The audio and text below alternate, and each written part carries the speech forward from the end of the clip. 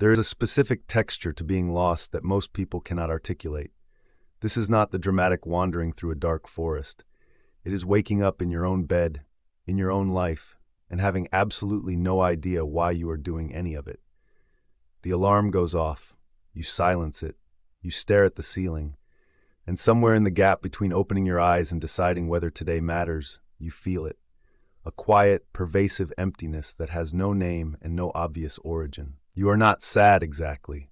You are not even numb.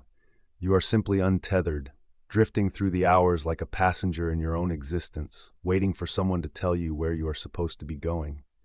This is not a crisis in the traditional sense. There is no inciting incident, no breakup, no job loss, no death in the family. If anything, your life might look perfectly acceptable from the outside. You have the apartment, the job, the friends who text you occasionally. You are checking the boxes. But inside, there is a growing sense that you are performing a role in a play you never auditioned for, reading lines that were written by someone else, and the stage lights are so bright you cannot see the audience anymore. You have lost the plot. Not because the plot disappeared, but because you were never given one to begin with. People will tell you this feeling is normal. They will say everyone goes through this, that it is just a phase, a quarter-life crisis, an existential itch that will pass once you find your purpose or your passion or your calling. They will recommend books about finding your why, podcasts about unlocking your potential, vision boards and journaling prompts and productivity hacks. They treat lostness as a logistical problem, a missing variable in an equation that can be solved with enough self-optimization. But this fundamentally misunderstands what is happening. You are not lost because you lack a map.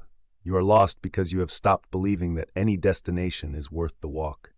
The navigation system inside you, the one that used to generate desire, curiosity, direction, has gone dark. You look at the future and see only a blank screen. No excitement, no dread. Just a vast stretch of identical days that you will somehow have to fill with activities that are supposed to mean something. And the worst part is that you cannot explain why this is so terrifying. You have everything you are supposed to want. You have survived. But survival has revealed itself to be a profoundly insufficient ambition. You are breathing, eating, working, sleeping, but you are not living toward anything. You are simply living away from death. And the gap between those two states is where the feeling of being lost lives.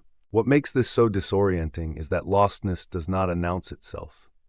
It accumulates slowly, one small disconnection at a time. You stop looking forward to Friday. You stop making plans past next week.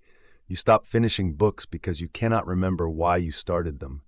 You stop caring about the outcomes of your decisions because all the outcomes feel equally weightless. You used to have preferences, opinions, directions you lean toward. Now, when someone asks you what you want, you stare at them like they have asked you to solve a calculus problem in a language you do not speak. You genuinely do not know. The machinery that generates wanting has rusted over. At first, you assume this is depression.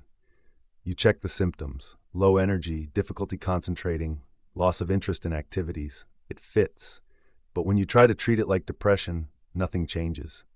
You take walks, you eat vegetables, you go to therapy and talk about your childhood. And still, the lostness remains. Because this is not a chemical imbalance. This is a structural collapse. Somewhere along the way, the scaffolding that held up your sense of self, your belief that you were moving toward something meaningful, has been quietly dismantled. And now you are standing in the rubble, holding a hammer, with no blueprint and no memory of what you were trying to build. The question that haunts you is not where do I go, but why does it matter where I go? Every path looks equally arbitrary. Every goal feels like a performance of ambition rather than a genuine desire. You could go back to school, start a business, move to a new city, pick up a hobby, fall in love. But all of these feel like costumes you are trying on in a mirror, hoping one of them will make you feel like yourself again. Except you are not sure who you are anymore. You have spent so long doing what you were supposed to do, meeting the expectations, following the script, that you never stopped to ask if any of it was actually yours. And now that you are asking, the silence is deafening. This lostness is not about lacking options. You likely have too many options. You live in a world of infinite possibility, infinite information, infinite paths you could take. But infinite choice without an internal compass is not freedom. It is paralysis. Every decision requires you to prioritize one thing over another, and prioritization requires values. But your values feel like they were installed by someone else, downloaded from your parents, your culture, your social media feed. You do not know what you actually care about versus what you have been taught to care about. And so you stand at the crossroads, unable to move, because every direction feels like a betrayal of some future self you might want to become but cannot quite visualize. The world does not help. In fact, the world actively makes this worse. You are living in an era that has weaponized your attention, monetized your insecurity, and gamified your existence. Every platform you touch is designed to make you feel like you are falling behind, like everyone else has figured out the thing you are missing. You scroll through curated lives, polished successes, people who seem to know exactly what they are doing and why they are doing it. And the comparison is not even conscious anymore. It is ambient. You absorb it like radiation. You start to believe that lostness is a personal failure, a sign that you are broken or lazy or not trying hard enough. Everyone else seems to have a direction. What is wrong with you? But here is the thing they are not telling you. Most of those people are just as lost. They are just better at performing certainty. They have learned to fake the confidence that comes with knowing where you are going. They post the wins, the milestones, the clarity. They do not post the panic moments, the imposter syndrome, the creeping suspicion that they are building a life they do not actually want. You are comparing your internal experience to their external highlight reel, and the asymmetry is destroying you. You think you are uniquely adrift, but you are actually part of a generation that has been sold a lie. The lie that if you work hard enough, optimize enough, hustle enough, you will eventually arrive at a place called happiness or success or fulfillment. And when you do not arrive, when the goalpost keeps moving, when the finish line turns out to be a mirage, you assume the problem is you. The truth is that the system is designed to keep you lost. A lost person is a profitable person. A lost person buys the course, the app, the coaching program. A lost person clicks the ad, chases the trend, upgrades the lifestyle in hopes that the next purchase will be the one that finally makes them feel whole. Lostness has been turned into a market, and you are the product. Your confusion, your yearning, your desperate hope that someone somewhere has the answer, this is the fuel that powers an entire economy of self-improvement, self-optimization, self-everything. You are not supposed to find yourself. You are supposed to keep looking. And so you do. You try meditation. You try the morning routine. You try the gratitude journal, the cold showers, the dopamine detox. You try becoming the kind of person who has their life together, hoping that if you perform the actions, the internal state will follow.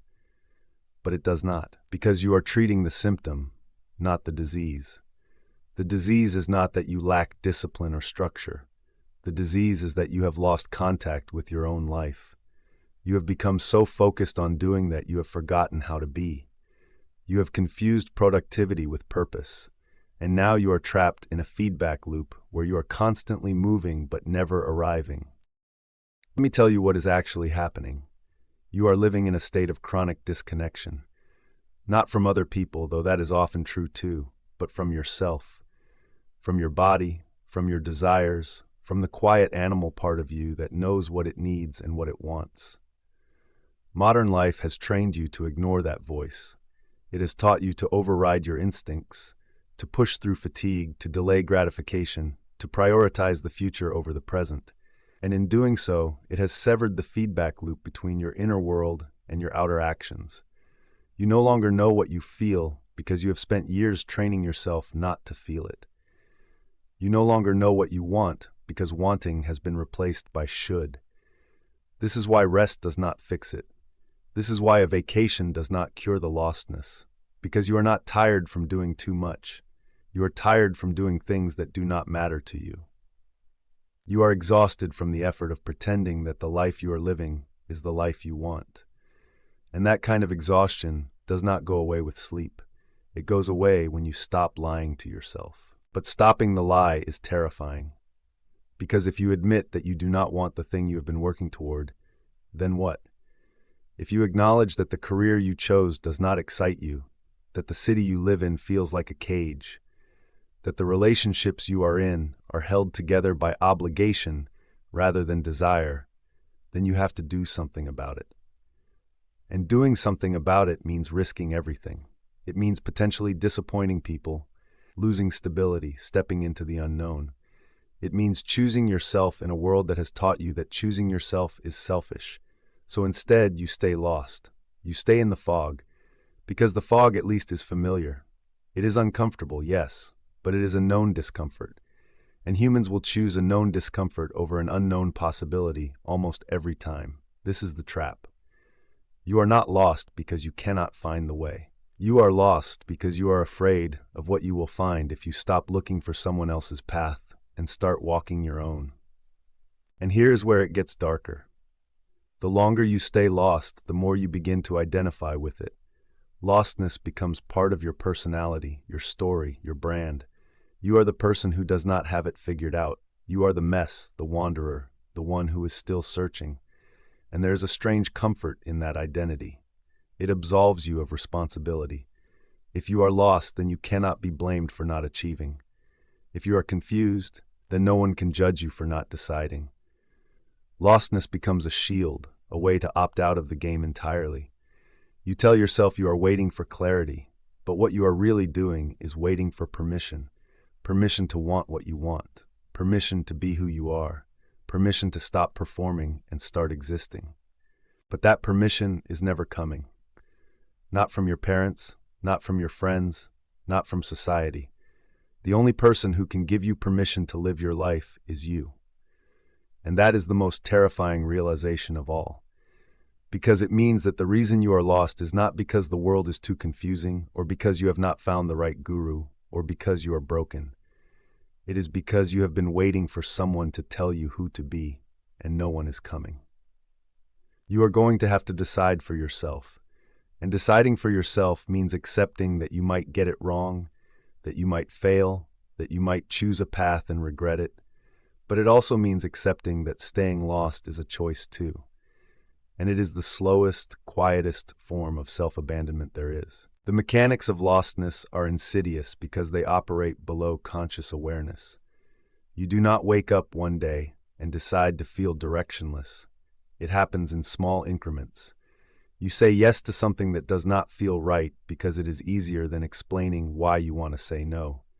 You take the job that looks good on paper even though it makes your stomach tighten. You stay in the relationship that is fine, just fine, because breaking up would require a level of clarity you do not have.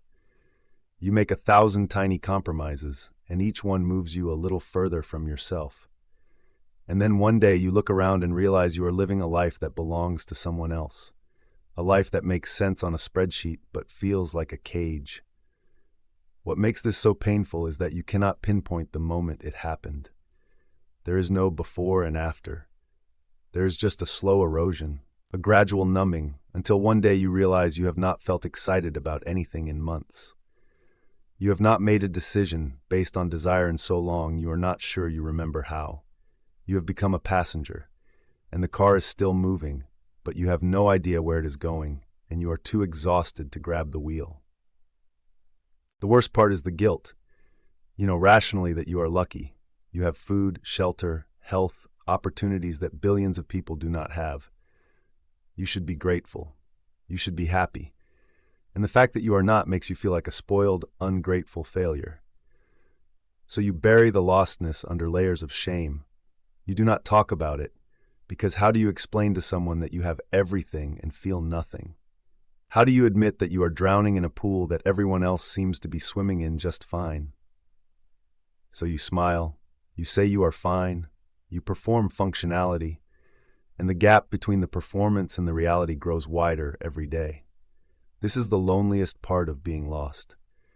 You are surrounded by people, but you cannot connect because connection requires vulnerability. And vulnerability requires knowing yourself well enough to share something true. But you do not know what is true anymore. You do not know what you think, what you feel, what you want. You have spent so long shaping yourself to fit into other people's expectations that you have become a hollow outline. And when someone asks how you are, you have nothing real to offer them.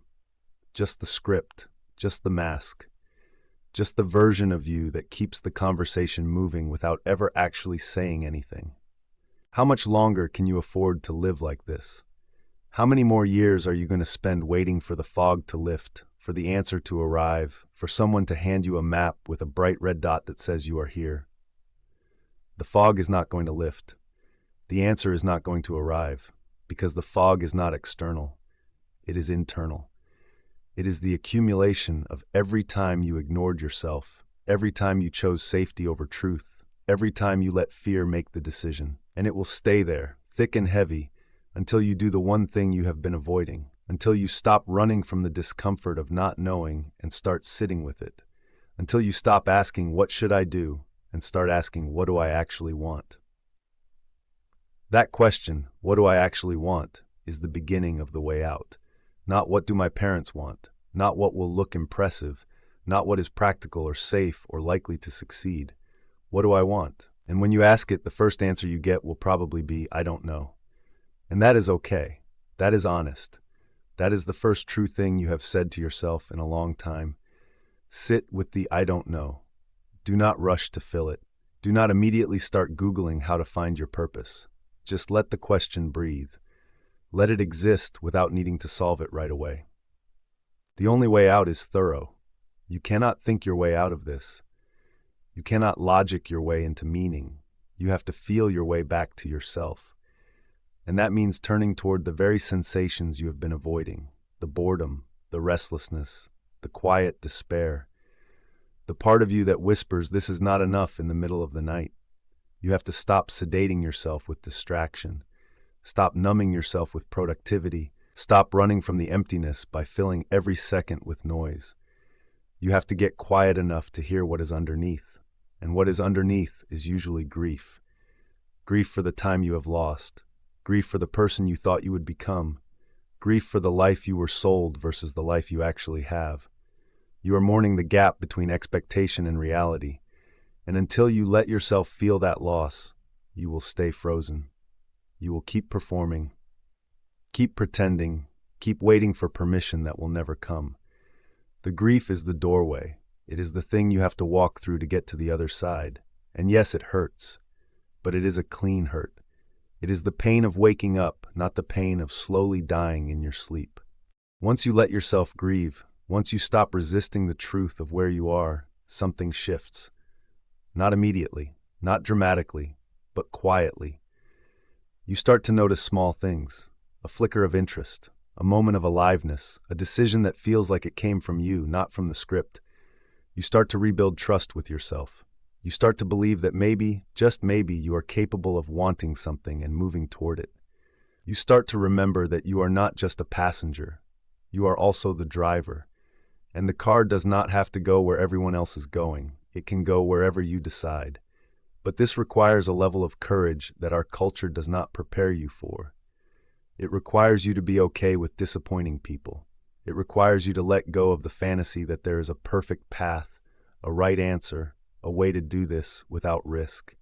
There is no safety net. There is no guarantee. There is only the choice to keep living someone else's life or to start, however imperfectly, to live your own. And living your own life does not mean you will suddenly have all the answers. It means you will stop outsourcing the questions. It means you will start making decisions based on what feels true rather than what looks good.